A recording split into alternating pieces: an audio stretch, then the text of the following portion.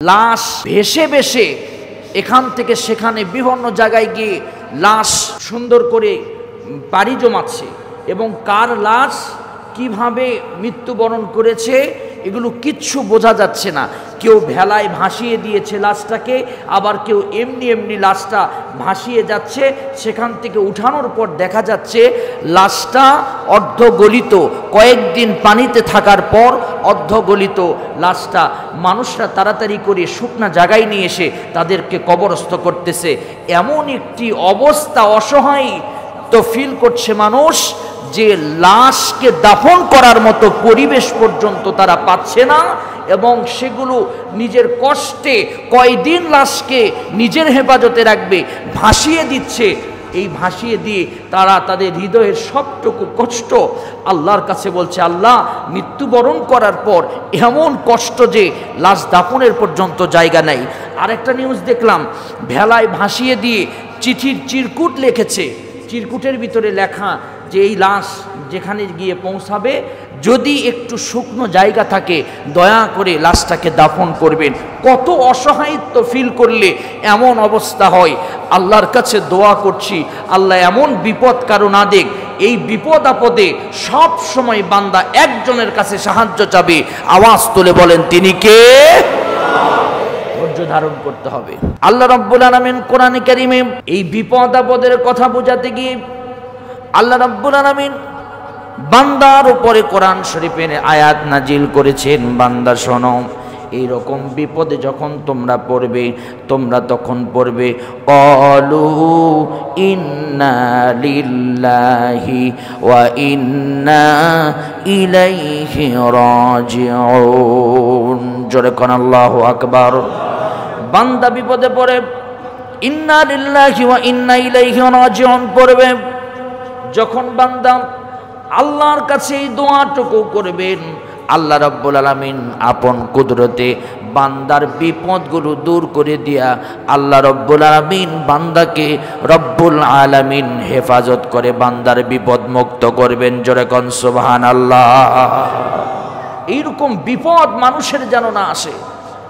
লাশ একজন ভাই, বোন, আত্মীয় মৃত্যুবরণ করার পর দাফন পর্যন্ত করতে পারে না, এটা একটা অনেক বড় বিপদ।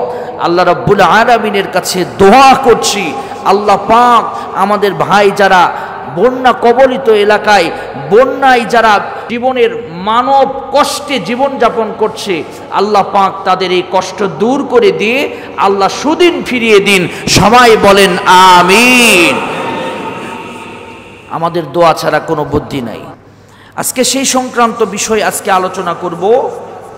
বিপদ মুসিবতে মুমিনের করণীয় কি? একজন মুমিন বিপদে মুসিবতে কি করণীয়, এবং মুমিনের বিপদে কি কর্মসূচি থাকবে, আর বিপদে পতিত হলে মুমিনের কি কারণ, আর কি কারণে বিপদে পতিত হয়। 5টি কারণে মুমিন বিপদে পতিত হয়। কয়টা কারণে? কোরআন এবং হাদিস থেকে বিশেষ 5টি কারণে মুমিন বিপদে পড়ে। 1 নম্বর কারণ হচ্ছে বিপদ হলো মুমিনের পরীক্ষা শুরু। সুবহানাল্লাহ পড়েন। এই বিপদটা মুমিনের বালা মুসিবতে মাঝে মাঝে আল্লাহ রাব্বুল আলামিন ফেলে দেন, দেখতে চান বান্দা পরীক্ষায় পাশ করে কিনা, আল্লাহর পরীক্ষায় বান্দা পাশ করে কিনা, এই জন্য বিপদে ফেলিয়ে দেন। আল্লাহ রাব্বুল আলামিন সূরাতুল বাকারা আয়াত নাম্বার হলো 155। রব্বুল আলামিন বিপদ আপদ বালা মুসিবতকে পরীক্ষা বলে ঘোষণা দিয়েছেন। কোরআনে কারিমে আল্লাহ পাক বলেন, ওয়ালা নাবলুওয়ান্নাকুম বিশাইইম মিনাল খাউফি ওয়াল জু'i ওয়া নাকসিম মিনাল আমওয়ালি ওয়াল আনফুসি ওয়াস সামারাত ওয়া বাশশিরিস সাবিরিন। জোরে কোন আল্লাহু আকবার। আল্লাহ রাব্বুল আলামিন বলেন, আমি অবশ্যই তোমাদের পরীক্ষা করব। কখনো কিছুটা ভীতি, ভয় ভীতি দিয়াম, কখনো ক্ষুধা দিয়াম, কখনো জানমালের ফসলের ক্ষয়ক্ষতি দিয়াম।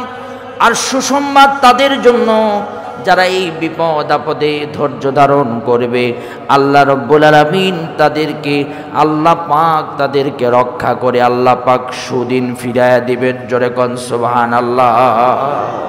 তাহলে আমাদের প্রতি বিপদ আপদ যখন আসবে এটা পরীক্ষা হতে পারে, আমাদেরকে নাম্বার 1 কর্মসূচি পালন করতে হবে যে ওয়াবাশশিরিস সাবিরিন, ধৈর্যশীলদের কাতারে থাকতে হবে। আমাদেরকে বিচলিত হওয়া যাবে না, আমাদেরকে এলোমেলো হওয়া যাবে না, ধৈর্য ধারণ করে যার কাছে সাহায্য চাইতে হবে। আওয়াজ তুলে বলেন তিনি কে? আল্লাহ পাক। 2 নাম্বার হচ্ছে বিপদের 2 নাম্বার কারণ হলো বিপদ মুমিনকে সঠিক পথে পরিচালিত করে। বিপদ আপদ আসলে মুমিন আল্লাহকে তখন চিনতে পারে, আর মুমিন আল্লাহকে চিনার মাধ্যমে সঠিক জীবন পরিচালনার সিদ্ধান্ত গ্রহণ করতে পারে। অনেক সময় বিপদে না পড়লে কিন্তু আল্লাহর পথে অনেকে ফিরে আসে না। এই জন্য বিপদ আপদ সঠিক পথে পরিচালনার কারণ কোরআনে কারীম সূরা আরাফ 168 নম্বর আয়াতে আল্লাহ পাক বলেন, ওয়াবালাউনাহুম বিল হাসানাতি ওয়ালাস সাইয়্যাতি লাআল্লাহুম ইয়ারজিউন। আল্লাহ পাক বলেন আমি তাদের ভালো মন্দ অবস্থা দ্বারা পরীক্ষা করি যাতে তারা সঠিক পথে ফিরে আসতে পারে। তাহলে ভালো মন্দ বিপদ আপদ আওয়াজ তুলে বলেন কার পক্ষ থেকে আসে? আল্লাহর পক্ষ থেকে। এই বিপদ আসলে আমাদেরকে বিচলিত হওয়া যাবে না, এলোমেলো অবস্থান গ্রহণ করা যাবে না। বিপদ আমাকে জান্নাতের পথে নিয়ে যেতে পারে, এই বিপদ আপদ বালা মুসিবত আমাকে জান্নাতের পথে নিয়ে যেতে পারে।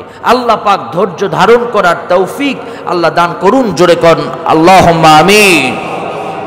কোরআনে কারীম আরেকটা সূরার ভিতরে আল্লাহ পাক সূরা আনআমের 42 নম্বর আয়াতে আল্লাহ পাক বলেন, ওয়ালাকাদ আরসালনা ইলা উমামিন ফাআখাযনাহুম বিল বাসাই ওয়াদ-দাররাই লাআল্লাহুম ইয়াতাদাররুন।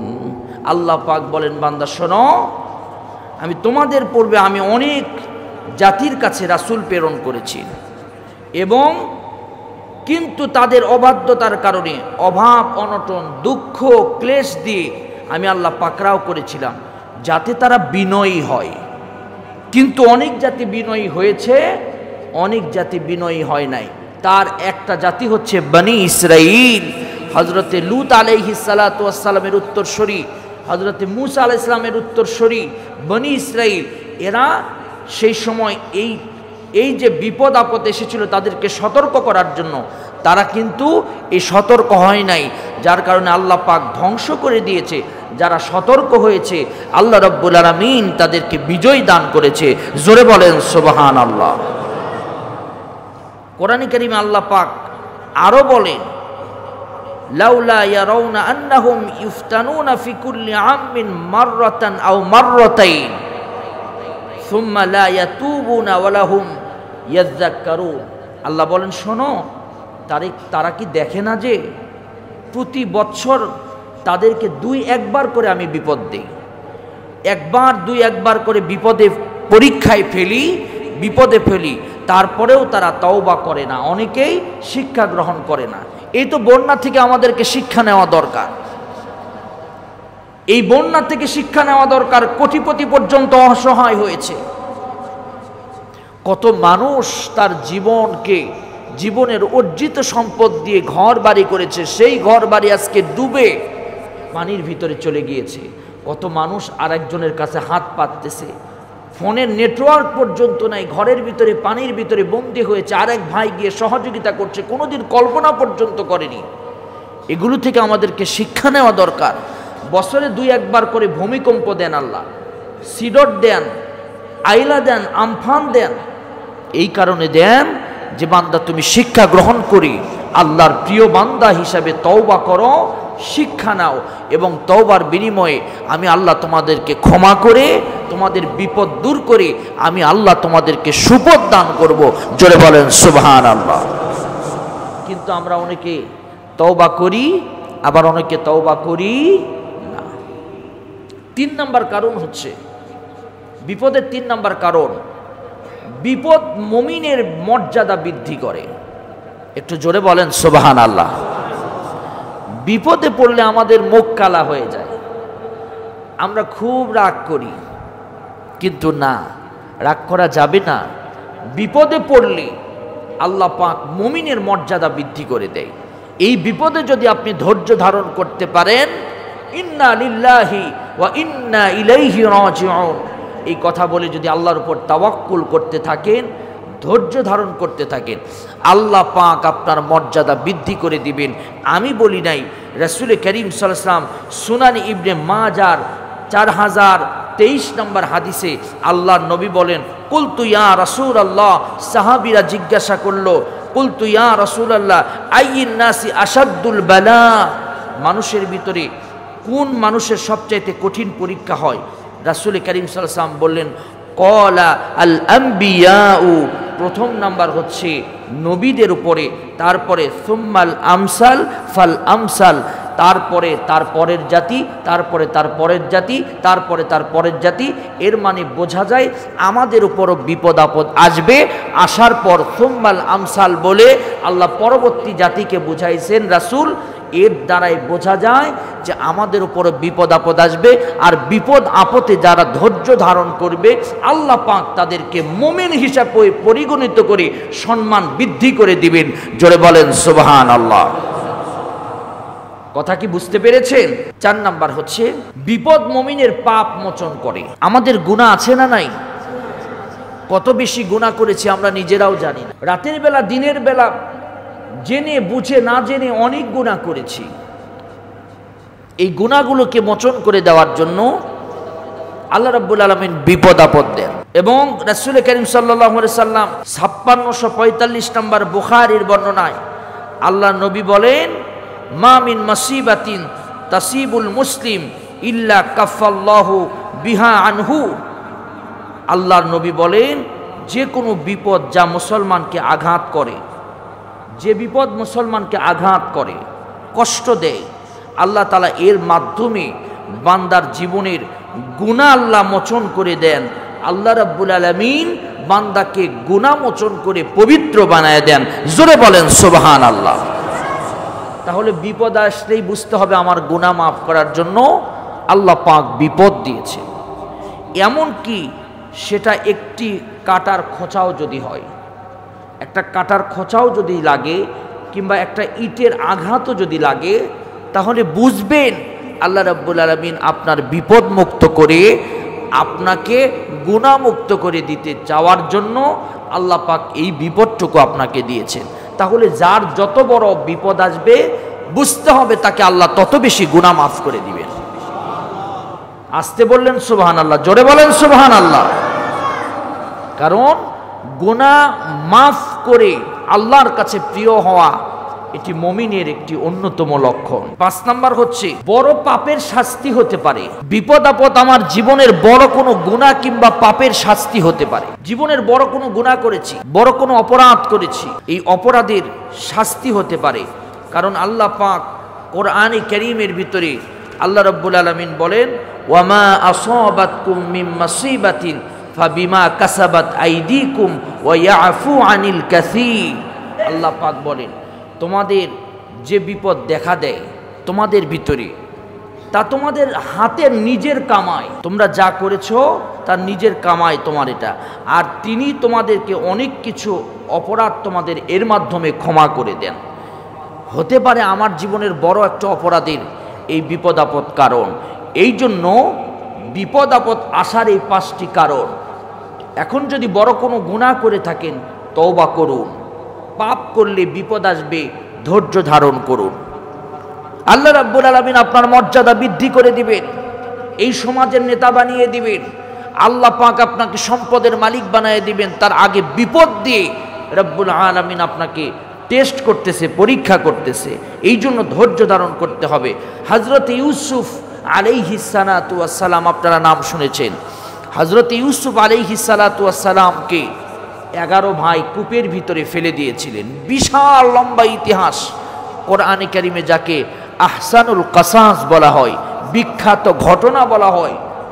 এই হযরত ইউসুফকে যখন কূপের ভিতরে ফেলে দিয়েছিলেন, হযরত ইউসুফ ধৈর্যের সাথে ডেকেছিলেন কাকে? জোরে বলেন কাকে? আল্লাহকে ডেকেছিলেন। ছোট্ট ইউসুফ বিচলিত হন নাই, রাগান্বিত হন নাই, কষ্টে পতিত হন নাই। আল্লাহর কাছে ধৈর্যের সাথে আল্লাহর কাছে দোয়া করেছিলেন, সাহায্য চেয়েছিলেন।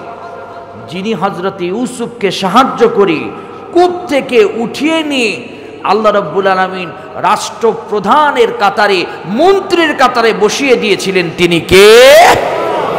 কোরআন তার সাক্ষী। কোরআনে কারীম পড়ে দেখবেন, হযরত ইউসুফকে আল্লাহ পাক ওই কূপ থেকে উঠিয়ে আল্লাহ রাব্বুল আলামিন মন্ত্রীর মর্যাদা দিয়েছিলেন। তাহলে বিপদ হতে পারে যে মর্যাদা বৃদ্ধির কারণ। আল্লাহ রাব্বুল আলামিন আমাদেরকে বোঝার তৌফিক দান করুন। সবাই বলেন আমিন, আরো জোরে বলেন আমিন। বাংলাদেশের মানুষ যে বিপদে পড়েছিল, কত শত শত ছাত্র সহ কত মানুষদের জীবন দিতে হয়েছে, অনেকে হতাশ হয়ে গিয়েছে। কিন্তু না, এই বড় বিপদের ভিতরে একটা খুশির সংবাদ এবং একটা ভালো সংবাদ এবং একটা মর্যাদা বৃদ্ধির সংবাদ আল্লাহ পাক দিয়েছেন। যারা সমাজের অবহেলিত ছিল, যাদের নামে শত শত মামলা হয়েছিল, ওরা সমাজের এখন বুক খুলে হাঁটে। আর যারা মামলা দেওয়াই সহযোগিতা করেছে, তারা এখন পালিয়ে পালিয়ে বেড়ায়। কথা বলেন ঠিক কিনা? তাহলে বিপদ মানুষের মর্যাদা বৃদ্ধির কারণ হতে পারে। এই জন্য বিপদে পড়লে রাগ করা যাবে, পড়তে হবে আলহামদুলিল্লাহ। এই জন্য বিপদে পড়ে কষ্ট পাবেন না, আল্লাহর উপরে রাগ করবেন না। কারণ আল্লাহ কখন কি দিতে পারেন, কখন কি ঘটিয়ে দিতে পারেন, আপনি নিজেও জানেন না।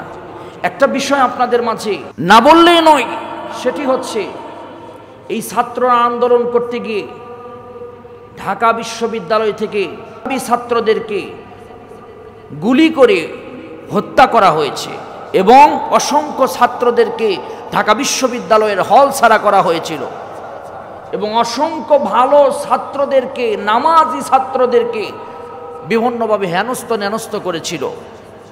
দীর্ঘ এতটি বছর যারা ঢাকা বিশ্ববিদ্যালয়ে পড়েছে, তারা ঠিক মতো রাতের বেলা তাহাজ্জুদ পড়তে পারে নাই। তাহাজ্জুদের নামাজ পড়লে তারা বিভিন্ন দলের নামে চালিয়ে ছাত্রকে হেনস্থ করত।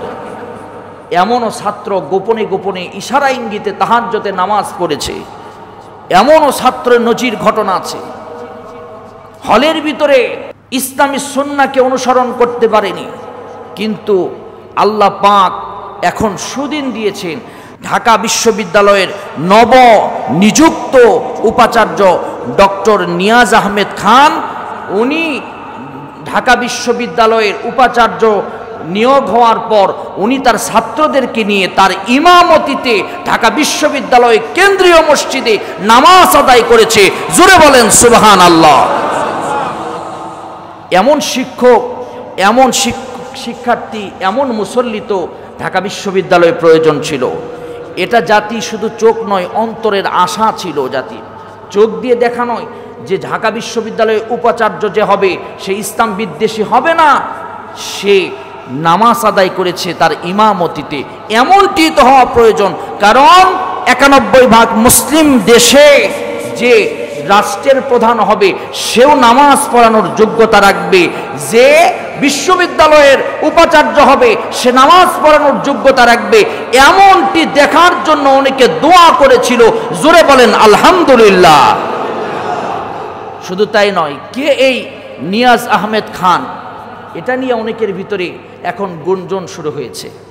কেউ বলছে অমুক দলের লোক, কেউ বলছে তমুক দলের লোক, কেউ বলছে তার কপালের ভিতরে নামাজের চিহ্ন আছে, সে অমুক দলের লোক, কেউ বলছে তার দাড়ি আছে, সে অমুক দলের লোক। এই বিভিন্ন তহমত তার প্রতি ছড়ানো হচ্ছে। সে চট্টগ্রাম জেলার লোহাগাড়া উপজেলার বিখ্যাত গ্রাম চুনুতি গ্রাম, যেই গ্রামে 19 দিন ব্যাপী সিরাত মাহফিল অনুষ্ঠিত হয়, যেই গ্রামের অসংখ্য আলেম রয়েছে, যেই গ্রামের ভিতরে আমি মাহফিল করে এসেছি, ওই গ্রামে অসংখ্য মাদ্রাসা রয়েছে এবং অসংখ্য কোরআনের হাফেজ এবং আল্লাহর ওলি ওই গ্রামে জন্ম হয়েছে। জোরে বলেন সুবহানাল্লাহ। ওই এলাকায় বাইতুশ শরফ এই খানকা অবস্থিত। ওই এলাকায় বাইতুশ শরফের পীর সাহেব ওই এলাকায় জন্মগ্রহণ করেছে। ওই এলাকাতে দ্বীনের তালিম হয়, সে এলাকায় সে জন্মগ্রহণ করেছে। 30তম উপাচার্য হিসাবে সে যোগদান করেছেন ঢাকা বিশ্ববিদ্যালয়ে। ঢাকা বিশ্ববিদ্যালয়ের ক্যাম্পাসে সে রাজনীতিমুক্ত একজন ব্যক্তি ছিলেন। নীরব নিথরে সে শিক্ষা নিয়ে কাজ করে যেতেন এবং এমনকি শিক্ষাবিদ ছিলেন। তার জীবনের 35 পৃষ্ঠা জীবন বৃত্তান্ত সামাজিক যোগাযোগ মাধ্যমে ভাইরাল হয়েছে। তার ভিতরে তার তত্ত্বাবধানে দেশ এবং বিদেশের 17 জন পিএইচডি এ গবেষক এখন বর্তমানে রয়েছে। 8 জন এমফিল গবেষক তার কাছে গবেষণার কাজে নিয়োজিত রয়েছে। শুধু তাই নয়, সে 2 শতাধিক গবেষণামূলক প্রবন্ধ এবং বইয়ের রচয়িতা এবং সে শিক্ষাবিদ হিসাবে সারা বাংলাদেশে পরিচিত এবং চট্টগ্রাম বিশ্ববিদ্যালয়ের লোক প্রশাসন বিভাগের অধ্যাপক হিসাবে সে জয়েন করেন। চট্টগ্রাম বিশ্ববিদ্যালয়ের ছাত্র ছিলেন। পরবর্তী সময়ে সে ঢাকা বিশ্ববিদ্যালয়ে 2006 সালে যোগদান করেন এবং বিশ্ববিদ্যালয়ের ওই ডিপার্টমেন্টে, যে ডিপার্টমেন্টে সে যোগদান করেন, 12 থেকে 15 সাল পর্যন্ত ওই ডিপার্টমেন্টের চেয়ারম্যান ছিলেন এবং সে অসংখ্য ছাত্র তৈরি করেছেন। সারা বাংলাদেশ সহ সারা পৃথিবীতে তার ছাত্ররা সুনামের সহিত বিভিন্ন পদে নিয়োজিত আছে। আমাদের কথা হলো, একজন শিক্ষিত এবং যোগ্য মানুষরাই যোগ্য চেয়ারে বসা উচিত। সে নামাজ পড়ে তাই বলে তাকে একটা দলীয় ট্যাগ লাগাবে? সে দাড়ি রেখেছে, টাকনুর উপরে কাপড় পরে, তাই বলে তাকে কি একটা দলীয় ট্যাগ লাগাবেন? লাগাতে পারেন। এই দলীয় ট্যাগ লাগালেও কোনো সমস্যা নাই। সে আল্লাহর কাছে যদি নামাজি হিসাবে কবুল হয়, আল্লাহ পাক তাকে জান্নাতের মালিক বানাবে। জোরে বলেন সুবহানাল্লাহ। এই জন্য আমাদের দাবি হচ্ছে, সঠিক জায়গায় ভালো মানুষদের বসা উচিত। কারণ সঠিক জায়গায় যদি সঠিক মানুষ বসে, সে জায়গায় দুর্নীতি অপরাধ হবে না। ঢাকা বিশ্ববিদ্যালয়ে যে ইসলাম বিরোধী যে আইনগুলো পাশ হতো, ইনশাল্লাহ এখন থেকে সে আইন আর পাশ হবে না। 21শে সেপ্টেম্বর ঢাকা বিশ্ববিদ্যালয়ের ইতিহাসের প্রথম সিরাত মাহফিল অনুষ্ঠিত হবে। আলহামদুলিল্লাহ পড়েন, আরো জোরে পড়েন আলহামদুলিল্লাহ। উপদেষ্টা আফম খালিদ সাহেব, হযরত মাওলানা আফম খালিদ সাহেব প্রধান অতিথি, শায়েখ আহমদুল্লাহ সাহেব ওখানে বিশেষ অতিথি হিসাবে বক্তব্য পেশ করবেন।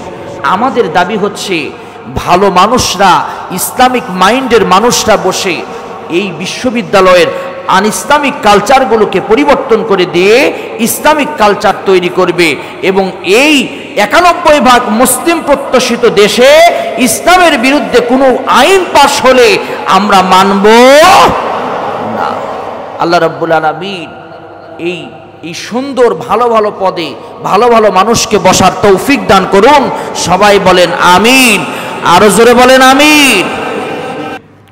আমি আলোচনা করছিলাম, বিপদ মুসিবতে ধৈর্য ধারণ করতে হবে আপনাদেরকে। যেসব গুনাহ কিংবা পাপের কারণে বালা মুসিবত নেমে আসে, আমাদের গুনাহ আছে না নাই? জোরে বলেন, আমাদের গুনাহ আছে না নাই? অনেক গুনাহ আমাদের। কত গুনাহ যে করেছি নিজেও জানি না। নিজেকে নিজে ভাবুন, নিজেকে নিয়ে নিজে একটু চিন্তা করুন, অপরের সমালোচনা না করে নিজের চিন্তা নিজে করুন যে কত গুনাহ করেছেন, কত মানুষের সাথে অন্যায় করেছেন, কত অপরাধ করেছেন। মানুষকে নিয়ে এত সমালোচনা করার লাভ নাই। আপনি আপনাকে নিয়ে সমালোচনা করে আপনি আপনার জান্নাতে যাওয়ার রাস্তা তৈরি করুন। কি বলেন, ঠিক কি না? 6টি গুনাহের কারণে বালা মুসিবত পৃথিবীতে আসে। 1 নাম্বার হচ্ছে আল্লাহর স্মরণ থেকে বিমুখ এবং তার বিধান লঙ্ঘন করার কারণে। আল্লাহ বিমুখতা কারণে এবং বিধান লঙ্ঘন করার কারণে পৃথিবীতে বিপদ আসে। আমরা কিন্তু আল্লাহকে ভুলে যাওয়া শুরু করেছি। শেষ জামানার মানুষ কিন্তু আল্লাহকে ভুলে যাচ্ছে। আল্লাহ রাব্বুল আলামিন সূরা তাহার 124 নম্বর আয়াত থেকে 127 নম্বর আয়াত পর্যন্ত আল্লাহকে ভুলে যাওয়ার পরিণতি সম্পর্কে কোরআনে কারীমের ভিতরে ঘোষণা দিয়েছেন। আল্লাহ পাক বলেন, ওয়ামান আ'রাদা আন যিকরি ফাইন্না লাহু মাঈশাতান দানকা ওয়া নাহশুরুহু ইয়াওমাল কিয়ামাতি আ'মা। জোরকান আল্লাহু আকবার। স্মরণ করুন যে আমার পথ থেকে বিমুখ হয়েছে। ওয়ামান আ'রাদা আন যিকরি, আমার জিকির থেকে, আমার কোরআন থেকে, আমাকে স্মরণ করা থেকে যে বিমুখ থাকবে, আমি অবশ্যই তার জীবনকে সংকুচিত করে দিব। দঙ্কাম, দুনিয়ার জীবনে সংকুচিত অর্থ হলো সে শান্তি পাবে না, অশান্তির আগুনে দাও দাও করে জ্বলবে। তার কোনো দিন পারিবারিক জীবনে শান্তি আসবে না, রাষ্ট্রীয় জীবনে শান্তি আসবে না, সামাজিক জীবনে শান্তি আসবে না। আল্লাহ রাব্বুল আলামিন বলেন, আমার পথকে যারা বিমুখতা অবলম্বন করবে, আমার পথ থেকে যারা সরে যাবে, আমি আল্লাহ তাদের জীবনটা সংকীর্ণ করে দিব, তাদের জীবনটা ভালো করে দিব না। শুধু তাই নয়, আখিরাতের পরিণতি সম্পর্কে আল্লাহ পরে আয়াতে বলেন, ক্বালা রাব্বি লিমা হাশারতানি আ'মা ওয়া ক্বাদ কুনতু বাসীরা। আমি আল্লাহ পাক কিয়ামতের দিন তাকে অন্ধ অবস্থায় উঠাবো। চোখ আছে দুনিয়াতে, কিন্তু কিয়ামতে সে চোখে দেখতে পাবে না। আল্লাহর কাছে জিজ্ঞাসা করবে, আল্লাহ আমি অন্ধ কেন? দুনিয়াতে তো আমার দুইটা চোখ ছিল, আমি চোখে দেখতাম। আল্লাহ পাক তখন তাকে জানিয়ে দিবেন। কোরআন সেটা আমাদেরকে অগ্রিম জানিয়ে দিয়েছেন। ক্বালা কাযালিকা আতাতকা আয়াতুনা ফানাসিতাহা ওয়া কাযালিকাল ইয়াউমা তুনসা। সেদিন তোমার চোখ ছিল, কিন্তু আমার বিধানগুলোকে দেখোনি তুমি, আমার বিধানকে তুমি অ্যাভয়েড করে চলেছ। আজকে তোমার সেজন্য তোমার চোখে আমি আলোহীন করে তোমাকে কিয়ামতের দিন উঠাবো। সে কাঁদতে কাঁদতে আল্লাহর কাছে প্রার্থনা করবে, আল্লাহ আমার চোখের আলো দিন, কিন্তু সেদিন আল্লাহ চোখের আলো দিবেন না। এই জন্য আল্লাহর স্মরণ থেকে বিমুখ হওয়া যাবে না। সব সময় স্মরণ করতে হবে কাকে? কার বিধান অনুসরণ করতে হবে? আল্লাহর স্মরণ থেকে বিমুখ হওয়ার কারণে বালা মুসিবত আসে। 2 নাম্বার হচ্ছে অঙ্গীকার ভঙ্গর কারণে, ওয়াদা ভঙ্গর কারণে, ন্যায় বিচার না করার কারণে। দুনিয়াতে অপরাধ, এই যে ন্যায় বিচার না করার কারণে, ওয়াদা ভঙ্গ করার কারণে পৃথিবীতে বিপদ আসে। আমাদের বাংলাদেশে তাকিয়ে দেখেন, কত যে অন্যায় অপরাধ বিচার হয়েছে, কত অন্যায় অপরাধ বিচার হয়েছে, আপনি তার হদিশ খুঁজে পাবেন না। কত ওয়াদা করে যে ওয়াদা ভঙ্গ হয়েছে। সরকার বাহাদুর থেকে শুরু করে একদম নিম্ন জনপদের মানুষ পর্যন্ত প্রত্যেকটা কথায় কথায় ওয়াদা ভঙ্গ করে। আমাদের বাংলাদেশ সহ সারা পৃথিবীতে এই জন্য গজব নাজিল হয়েছে। কথা বলেন ঠিক কিনা? কত মানুষ ন্যায় বিচার করে না, মায়ের সাথে, বাবার সাথে, সন্তানের সাথে, নিজের আত্মীয় স্বজনের সাথে, নিজের পাড়া প্রতিবেশীর সাথে, নিজের প্রতিবেশীর সাথে, নিজের এলাকার লোকদের সাথে, যার কারণে এই বিপদ আপদ নেমে এসেছে। এরপরে 3 নাম্বার কারণ হচ্ছে জাকাত না দেওয়ার কারণে। সম্পদ আছে কিন্তু জাকাত দেয় না, এরকম লোক বেশি না কম? অনেক বেশি। বাংলাদেশের জরিপ হচ্ছে, যারা বড় লোক তারা যদি জাকাত দেয়, তাহলে বাংলাদেশের গরিবের পার্সেন্টেজ একদম 10% কমে আসবে। যা আছে তার চাইতে 10%-এর নিচে নেমে আসবে। কিন্তু আজকে দিন দিন গরিবের সংখ্যা বাড়তেছে। রাস্তায় শুধু গেলেই হাত পাতাচ্ছে মানুষ। কেউ ছলনার ছলে, আর কেউ ক্ষুধার ছলনার, ক্ষুধার জ্বালায় কেউ হাত পাতাচ্ছে। আমরা যদি বড় লোকরা যদি সঠিকভাবে জাকাত আদায় করতাম, তাহলে এই অবস্থা তৈরি হতো না। যে সমাজের মানুষেরা জাকাত দিবে না, ওই সমাজে আল্লাহ বালা মুসিবত দেন। কারুনকে যেমন আল্লাহ বালা মুসিবত দিয়ে দুনিয়া থেকে মাটির নিচে ডাবিয়ে দিয়েছেন, এই পৃথিবীতে আল্লাহ বালা মুসিবত দিয়ে মাটির নিচে দাবিয়ে দিবেন না, কিন্তু আল্লাহ রাব্বুল আলামিন মাঝে মাঝে বালা মুসিবত দিয়ে সতর্ক করবেন আর বলবেন তোমার সম্পদের ভিতর থেকে হাক্কুস সাইলি ওয়াল মাহরুম, যারা মাহরুম আছে, সায়েল আছে, তাদেরকে তুমি সম্পদ প্রদান করবে। এই ঘোষণা আল্লাহ পাক দিয়েছেন। কিন্তু আমরা যাকাত না দেওয়ার কারণে মাঝে মাঝে আমাদের উপর টর্নেডো, ঝড়, এই যে জলোচ্ছ্বাস, অতিবৃষ্টি, অনাবৃষ্টি এবং অতিরিক্ত গরম আমাদের উপরে আল্লাহ রাব্বুল আলামিন দিয়ে আমাদেরকে সতর্ক করতে থাকেন। আল্লাহর কাছে আমরা দোয়া করব, যাদের সম্পদ আছে আল্লাহ পাক সঠিকভাবে সম্পদের হক আদায় করে যাকাত দেওয়ার তৌফিক আল্লাহ দান করুন। সবাই বলেন আমিন। 4 নম্বর হচ্ছে জিনা ব্যভিচার। জিনা ও ব্যভিচার, বেহাপনা বৃদ্ধি পাওয়া। যে সমাজের ভিতরে জিনা ব্যভিচার বৃদ্ধি পাবে, অশ্লীল বেহাপনা বৃদ্ধি পাবে, ওই সমাজের ভিতরে আল্লাহ পাক গজব দিবেন, আযাব দিবেন, বিপদ দিবেন, বালা মুসিবত দিবেন। আমাদের সমাজে জিনা ব্যভিচার বেশি না কম? অনেক বেশি, অনেক। বেহাপনা অনেক বেশি, লজ্জা শরম নাই। নবী বলেছেন আল হায়াউ শু'বাতুম মিনাল ঈমান, যার হায়া আছে তার ঈমান আছে, যার লজ্জা শরম নাই তার ঈমানও। হায়া লজ্জা শরম উঠেছে। আজকে পর্নোগ্রাফির ভিতরে মানুষ আসক্ত হয়েছে। অনেক যুবকেরা পর্নোগ্রাফির ভিতরে আসক্ত। অনেক যুবকেরা আজকে মোবাইলের বিভিন্ন অশ্লীল বেহাপনার ভিতরে আসক্ত, জিনা ব্যভিচারের ভিতরে আসক্ত হয়েছে। আজকে জিনা ব্যভিচার দিয়ে আমাদের সমাজটা সয়লাভ হয়েছে, যার কারণে একের পর এক বিপদ, বালা মুসিবত আসতে শুরু করেছে। আমাদেরকে তওবা করার দরকার আছে না নাই? জোরে বলেন আছে না নাই?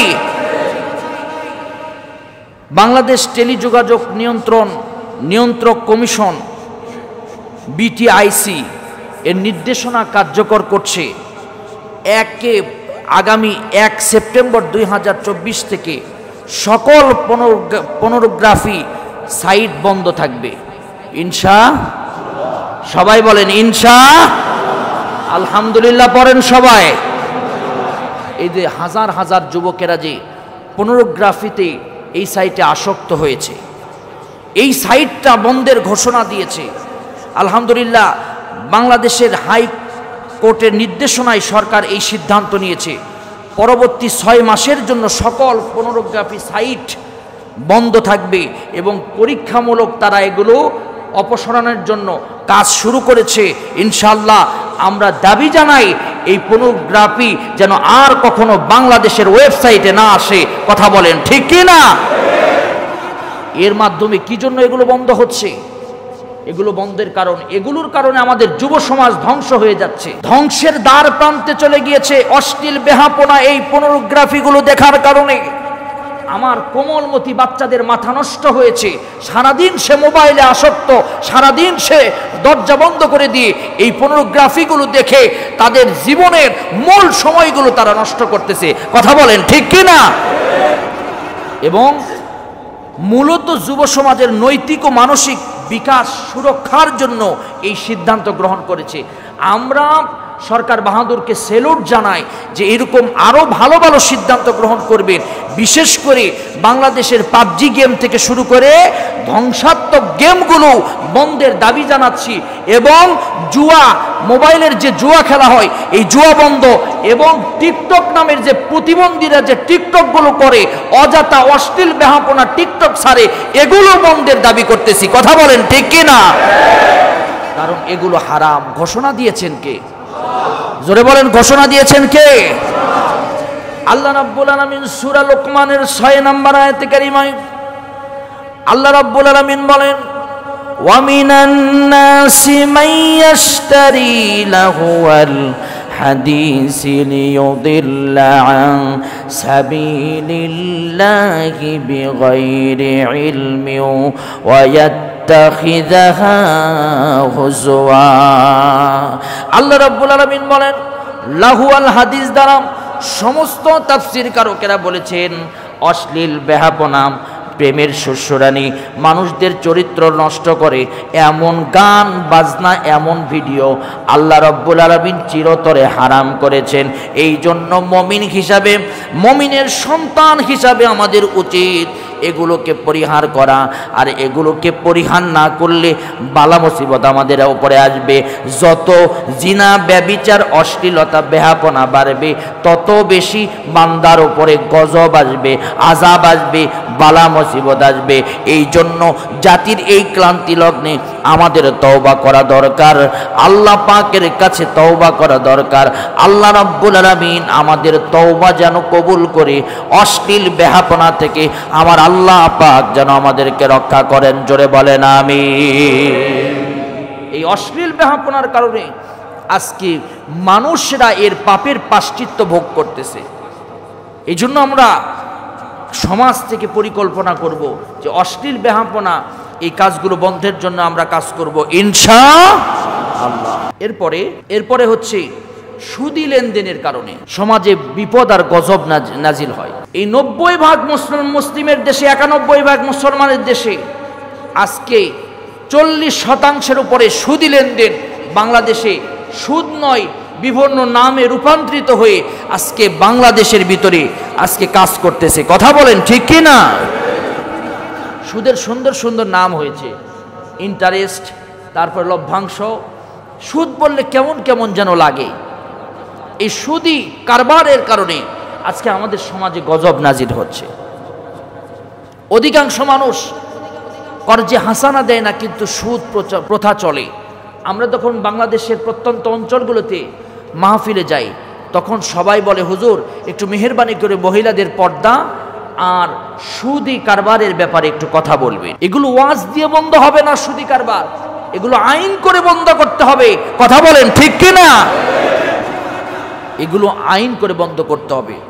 আল্লাহ রাব্বুল আলামিন সুদের ব্যাপারে আল্লাহ পাক কোরআনে কারীমের ভিতরে ঘোষণা দিয়েছেন, ইয়া আইয়ুহাল্লাযীনা আমানু যারু মা বাকিয়া মিনার রিবা ইন কুনতুম মুমিনিন। হে ঈমানদারগণ, হে মুমিনগণ, যারু মা বাকিয়া মিনার রিবা, সুদের কার্যকলাপ থেকে, সুদের ব্যবসা থেকে তোমরা নিজেদেরকে গুটিয়ে নাও। ইন কুনতুম মুমিনিন, যদি তোমরা মুমিন হতে চাও। সুদের সর্বনিম্ন গুনার কথা রাসূল বর্ণনা করেছেন। মায়ের সাথে ৭১ বার জিনা করার কথা বলেছেন। আর আল্লাহ রাব্বুল আলামিন কোরআন শরীফের অসংখ্য জায়গায় সুদকে হারাম করেছেন। ইয়ামহাকুল্লাহুর রিবা ওয়া ইয়ারবুস সাদাকা, আল্লাহ পাক এইভাবে ঘোষণা দিয়ে সুদকে হারাম করেছেন। আমরা যতদিন পর্যন্ত সুদি কারবারে লেনদেন করব, ততদিন পর্যন্ত একের পর এক বালা মুসিবত আর বিপদ আমাদের উপরে আসতেই থাকবে। যদি আমরা তওবা করি আর এগুলো ছেড়ে দেই, ইনশাল্লাহ আমাদের উপর থেকে বালা মুসিবত দূর হয়ে যাবে। আল্লাহ এই সুদের কারবার থেকে আমাদের প্রত্যেকটা সেক্টর, প্রত্যেকটা মানুষকে আল্লাহ হেফাজত করুন। সবাই বলেন আমিন। আমি সুদ সম্পর্কে একদিন বিস্তারিত আলোচনা করব। বিশাল লম্বা সাবজেক্ট এটি। শুধুমাত্র বললাম সুদ হচ্ছে কবিরা গুনাহ, শাস্তি হলো জাহান্নাম। রাশি ওয়াল মুরতাশি কিলাহুমা ফিন্নার। যারা সুদ লেনদেন করে আর যারা সাক্ষী দেয়, যারা এর আশেপাশে থাকে, যারা এর কর্মের সাথে জড়িত থাকে, যারা লেখালেখি করে, সবাই সুদের গুনার সাথে সম্পৃক্ত। একই গুনাহ তাদের। রাশি ওয়াল মুরতাশি কিলাহুমা ফিন্নার। সবাই একসাথে জাহান্নামে যাবে। যে সুদ খাইলো সেও যে গুনাহ করলো, যে সাক্ষী দিল সেও সে গুনাহ করলো, যে লিখলো সেও সে গুনাহ করলো। আল্লাহ আমাদেরকে রক্ষা করুন, বলেন আমিন। অল্প কথাই মুমিনের জন্য যথেষ্ট। এরপরে হচ্ছে ওজনে কম দেওয়া। আল্লাহ পাক আমাদেরকে ওয়াজনাবিল কিসত, ওজনের ব্যাপারে সতর্ক করেছে। ওজনে কম দেওয়ার কারণে আজকে দেখবেন যে আমি ছাত্র বয়সে গোস্ত নিতে গিয়েছিলাম। মাইন্ড করবেন না, যারা গোস্ত বিক্রেতা আছে মাইন্ড করবেন না। নিতে গিয়েছি, আমাকে বলছে, মামা আপনার জন্য এটা ফ্রি দিলাম। অনেক বড় একটা হাড্ডি। আমি তো খুব খুশি। তারপরে আসার পর অনেকে আমাকে বলছে, বোকার সঙ্গে বসবাস করে কেউ তোমাকে ফ্রি দেয়? তারপরে গিয়ে দোকানে নিয়ে যে মেপে দেখি ওটা সহ আরো 100 গ্রাম কম। সুবহানাল্লাহ বলবেন না নাউজুবিল্লাহ বলবেন? আগে থেকেই 15 গ্রাম কম দিয়ে ওজন তৈরি করে রাখে ডিজিটাল মেশিনে। আছে না নাই? যারা ওজনে কম দিবে তারা কোনোদিন জান্নাতে যেতে পারবে না। তবে আমি খুশি হই ওজনে কম দিলে। কেন খুশি হই জানেন? এই জন্য খুশি হই যে আমার কোনো আমল আল্লাহর দরবারে কবুল হোক আর না হোক, আমার যে 100 গ্রাম মাইরা খাইছে, 15 গ্রাম মাইরা খাইছে, 200 গ্রাম মাইরা খাইছে, ওটা আমি কিয়ামতের দিনে সওয়াব আকারে পাবো ইনশাআল্লাহ। কেউ আপনারা রাগ করবেন না ওজনে কম দিলে, কিন্তু প্রতিবাদ করার দরকার আছে। যদি ধরতে পারেন তাহলে প্রতিবাদ করার দরকার আছে। আল্লাহ আমাদেরকে ওজনে কম দেওয়া থেকে বিরত থাকার তৌফিক দান করুন, সবাই বলেন আমিন। বালা মুসিবত থেকে হুজুর এত কথা বালা মুসিবত সম্পর্কে বললেন, বিপদ মুসিবতের সময় মুমিনের কি করণীয়, এখন কি করলে আমরা রক্ষা পাবো? 6টা কথা এক কথাই বলবো, কোনো দলিল দিতে যাব না। 1 নাম্বার কথা হচ্ছে গুনাহ ছেড়ে তওবা করতে হবে। আমাদেরকে গুনাহ ছেড়ে, যে গুনাহ করতেছি ওই গুনাহ ছেড়ে আমাদেরকে তওবা করতে হবে যে আল্লাহ আমি এই গুনাহ আর করব না। এইরকম যদি শপথ যদি আমরা জাতিগতভাবে নিতে পারি, সমাজগতভাবে নিতে পারি, রাষ্ট্রীয়ভাবে নিতে পারি, ব্যক্তিভাবে নিতে পারি, পারিবারিকভাবে নিতে পারি, ইনশাআল্লাহ আল্লাহ আমাদের বালা মুসিবত দূর করে দিবেন ইনশাআল্লাহ। যে গুনাহ করছেন কাউকে বলার দরকার নাই, সে গুনার জন্য তওবা করে। 2 নম্বর হচ্ছে দোয়া করা। দোয়া মানুষের তাকদীর পরিবর্তন করে দিতে পারে। দোয়া হচ্ছে ইবাদতের একটা অংশ। আমরা দোয়া করব যে আল্লাহ পাক বালা মুসিবত থেকে দূর করে দেন। যিনি আমাদের বালা মুসিবত দূর করতে পারে তিনি কে? আল্লাহ পাক। এরপরে 3 নাম্বার হচ্ছে সবর করা। বালা মুসিবত আসলে বিচলিত হওয়া যাবে না, রাগ করা যাবে না। কি করতে হবে? সবর করতে হবে, ধৈর্য ধারণ করতে হবে। সবাই বলেন কি করতে হবে? ধৈর্য ধারণ করতে হবে। কোরআন তার প্রমাণ দিয়েছে, ওয়াবাশশিরিস সাবিরিন, যে আয়াত আমি তেলাওয়াত করেছিলাম, যে ধৈর্যশীলদের সাথে আল্লাহ আছে। মান সাবারা জাফারা, যে ধৈর্য ধরে সে বিজয়ী হয়। তাড়াহুড়া করবেন না কোনো কাজে, তাড়াহুড়ার ভিতরে বরকত দেয়, ধৈর্যের ভিতরে বরকত। আল্লাহ তৌফিক দান করুন, বলেন আমিন। কারণ ধৈর্য ধারণ করলে যিনি আমাদের প্রতি খুশি হন তিনি কে? আল্লাহ পাক। ধৈর্যের একটি প্রমাণ আপনাদেরকে আগেও দিয়েছিলাম, এখনো আপনাদেরকে ধৈর্যের একটি প্রমাণ দেই।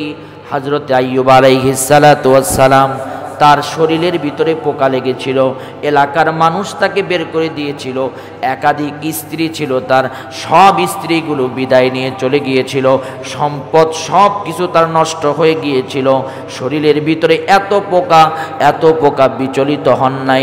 লম্বা ঘটনা, শুধুমাত্র আল্লাহকে একবারের জন্য বলেন নাই রব্বুল আলামিন আমার শরীর থেকে পোকাগুলো দূর করে দাও। সে শুধু বলেছে আল্লাহ তোমার সন্তুষ্টির জন্য আমার জীবনটা দিয়ে দিলাম, কিন্তু আমার জিহ্বার ভিতরে পোকা দিও না, আমার জিহ্বার ভিতরে পোকা দিও না। কারণ এই জিহ্বা দিয়া তোমাকে ডেকে ডেকে আমি মনের ভিতরে সান্ত্বনা পেতে চাই। আল্লাহ জিহ্বার ভিতরে পোকা দিও না। অবশেষে নরম জিহ্বার ভিতরেও আল্লাহ পোকা দিলেন। এই পোকাগুলো শরীরের নরম অংশগুলো কামড়িয়ে খেয়ে হযরতে আইয়ুব আলাইহিস সালাতু ওয়াস সালামকে কঙ্কালের মতো বানিয়ে দিয়েছিলেন। তারপরেও একবার আইয়ুব আল্লাহর কাছে বিচার দেন নাই, একবারও কষ্ট পান নাই, একবারও রাগ করেন নাই। হযরতে আইয়ুবকে 18 বছর পর আল্লাহ পাক হযরতে আইয়ুবকে আবার পূর্বের শরীরে আল্লাহ রব্বুল আলামিন ফেরত দিয়েছিলেন, পূর্বের অবস্থায় আবার ফেরত দিয়েছিলেন। তাহলে ধৈর্য ধারণ করার দরকার আছে না নাই? ধৈর্য ধারণ করতে হবে। আর বিপদ আসলে পড়তে হবে ইন্না লিল্লাহি ওয়া ইন্না ইলাইহি রাজিউন। এরপরে 4 নাম্বার হচ্ছে রুজু ইলাল্লাহ, আল্লাহর দিকে রুজু হওয়া, আল্লাহর দিকে ফিরে আসা। কারণ বিপদ যিনি দেয় তিনি কে? বিপদে আছেন, অন্য পথে আছেন, অন্য দলে আছেন, অন্য মতাদর্শে আছেন, ফিরে আসুন আল্লাহর দিকে। সেজদা দেন, তাহাজ্জুদ পড়ুন, 5 ওয়াক্ত নামাজ পড়ুন, ইনশাআল্লাহ আল্লাহ পাক আপনার বিপদ মুক্ত করে দিবে ইনশাআল্লাহ। ফিরে আসুন। ওয়াসারিউ ইলা মাগফিরাতিন মির রাব্বিকুম ওয়া জান্নাহ, দৌড়াদৌড়ি করে আল্লাহর জান্নাতের দিকে ফিরে আসুন, আল্লাহ পাক আপনার বিপদ মুক্ত করে দিবে। 5 নাম্বার হচ্ছে তাকদীরের উপর সম্মান প্রদর্শন করা, আত্মসমর্পণ করা। যে তাকদিরে যা আছে তাই হবে। বাড়াবাড়ি করে লাভ নাই, লাফালাফি করে লাভ নাই। আপনার তাকদিরের ভিতরে যা আছে, তাকদিরে যা লিখিত আছে তাই হবে ইনশাআল্লাহ। কারণ তাকদির হচ্ছে আপনার নির্ধারিত। তবে দোয়ার মাধ্যমে তাকদির পরিবর্তন হয়, এটাও একটা বিশাল লম্বা সাবজেক্ট, এটা বিস্তারিত না বললে বুঝবেন না। ইনশাল্লাহ আমি একদিন সময় পাইলে আপনাদেরকে বিস্তারিত বলবো। শুধু এতটুকু মনে রাখেন যে তাকদীরের উপরে বিশ্বাস রাখতে হবে। তাকদীরের উপরে বিশ্বাস রাখলে যিনি আপনার জীবনকে পরিবর্তন করে দিয়ে ভালো কিছু দিতে পারে তিনি কে? আল্লাহ পাক। নাম্বার 5 নাম্বার হচ্ছে দুর্যোগ মোকাবেলা, দুর্যোগ কবলিত ব্যক্তিদের সাহায্যে এগিয়ে আসা। বিপদে পড়েছে এরকম ব্যক্তিদের সাহায্যে এগিয়ে আসা। গত সপ্তাহে আপনাদেরকে বলেছি, আলহামদুলিল্লাহ এই সপ্তাহে আমি আপনাদেরকে আর এই বিষয়টা বলতে যাব না। তবে একটা বিষয় বলবো যে আপনারা একটা বিষয় মনে রাখবেন, কাউকে কোনোদিন অপমান অপদস্থ করলে আল্লাহ সহ্য করেন না। সে বিষয়টা হচ্ছে জায়গাতে জোর করে পদত্যাগ করানো হচ্ছে, অনেক মানুষকে হেনস্থ নেনস্থ করা হচ্ছে এবং আত্মসম্মান নষ্ট করে দেওয়া হচ্ছে। অনেক শিক্ষককে জোর করে পদত্যাগ করানো হচ্ছে। অনেক মাদ্রাসা, অনেক কলেজ, অনেক প্রতিষ্ঠানে গিয়ে তার ছাত্র সমতুল্য লোকেরা, ছেলেপেলেরা গিয়ে তাকে কলার ধরে এমনকি হেনস্থ নেনস্থ করে শিক্ষকদেরকে অপদস্থ করতেছে। এইরকম একটি ঘটনা আপনাদেরকে বলি। উত্তরবঙ্গের নওগাঁর হাপানিয়া স্কুল অ্যান্ড কলেজের প্রিন্সিপালকে জোর করে তাকে অপদস্থ করে যে পদত্যাগ করানোর জন্য আত্ম অপমান করে তাকে পদত্যাগ পত্রে সাইন করে নেওয়া হচ্ছে। সাইন করতে করতে হঠাৎ করে তার বুকের ব্যথা উঠে সে স্ট্রোক করে হাসপাতালে ভর্তি। সে হয়তোবা বাঁচবে না, এমন একটা সিচুয়েশন তৈরি হয়েছে। এইরকম যারা করেছেন তাদের বিচার করবেন কে? মানুষ বলতে ভুল থাকতে পারে, সে শিক্ষা সেক্টরে ভুল করেছে, তার শাস্তি প্রদান করুন, আস্তে আস্তে তাকে শাস্তি প্রদান করুন, ভুল শোধরানোর জন্য কাজ করুন। কিন্তু এমনটি করলেন, আপনিও একজন শিক্ষকের ছাত্র, আপনি একটা শিক্ষকের সম্মান রক্ষা করলেন না, কলার ধরে আপনি শিক্ষককে অপমান করলেন। কিয়ামতের দিন আল্লাহ আপনার বিচার করবে, কথা বলেন ঠিক কিনা? এরকমটি যারা করে এটা নেক্কারজনক একটা বিষয়। কারণ রাসূল করিম সাল্লাল্লাহু আলাইহি ওয়াসাল্লাম বলেছেন, মাল্লাম ইয়ারহাম সগীরানা ওয়া লাম ইউক্কির কাবীরানা ফালাইসা মিন্না। রাসূল বলেছে যে ছোটদেরকে মহব্বত করবে না, ছোটদেরকে মহব্বত করবে না আর বড়দেরকে সম্মান করবে না, সে আমার উম্মত নয়।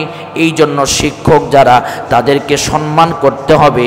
আল্লাহর রাসূল তাদের মর্যাদা দিয়েছেন, কারণ রাসূলও শিক্ষক ছিলেন। বুইস্তু মুআল্লিমান, আমার নবী পৃথিবীতে শিক্ষক হয়ে পৃথিবীতে এসেছিলেন। আর শিক্ষকদের যারা অপমান করবে তারা রাসূলের উম্মত নয়।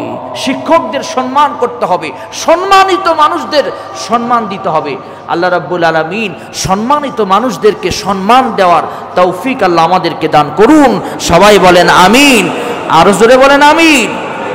শিক্ষকদের গায়ে হাত তুলবেন না, আপনার পরিণতি ভালো হবে না। আল্লাহ পাক এই কথাগুলো বোঝার তৌফিক দান করুন। আল্লাহ রাব্বুল আলামিন আমাদের জীবনে আল্লাহ এই কথাগুলো, এই আমলগুলো করার তৌফিক দান করুন।